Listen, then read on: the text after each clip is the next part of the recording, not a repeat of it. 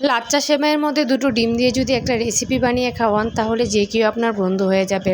চলুন মূল উপকরণে চলে যাই। 1 কাপ লাচ্চা সেমাই এখানে নিয়ে নিলাম। তার মধ্যে দুটো ডিম ফাটিয়ে নিব, নিয়ে এটাকে একটা সাইডে রেখে দিব।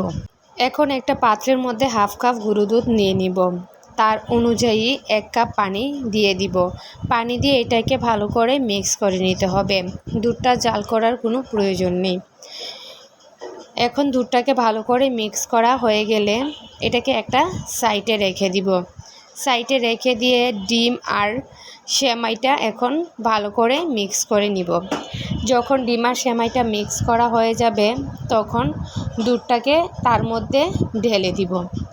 দুধটা দিয়ে এটাকে ভালো করে আরও মিশিয়ে নিতে হবে। এই পাত্রের মধ্যে একটু দুধ লেগেছিল, তার মধ্যে অল্প একটু পানি দিয়ে এখন এই দুধটাও সাথে দিয়ে ভালো করে মিক্স করে নিব। যখন মিক্স করা হয়ে যাবে তখন স্বাদ অনুযায়ী লবণ, স্বাদ অনুযায়ী চিনি দিয়ে একটু ভালো করে মিশিয়ে নিব। মিশিয়ে এটাকে এখন একটা সাইডে রেখে দিব।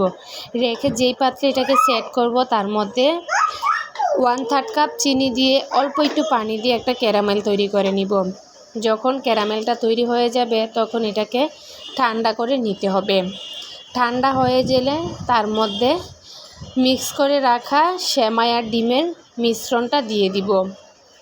দিয়ে এটাকে এখন পানির ভাপে 20 থেকে 30 মিনিটের মধ্যে কুক করে নিব। 20 থেকে 30 মিনিট কুক করলেই তৈরি হয়ে যাবে দারুণ স্বাদের সেমাইয়ের পুডিং। এই পুডিং যাকে খাওয়াবেন সেই আপনার বন্ধু হয়ে যাবে।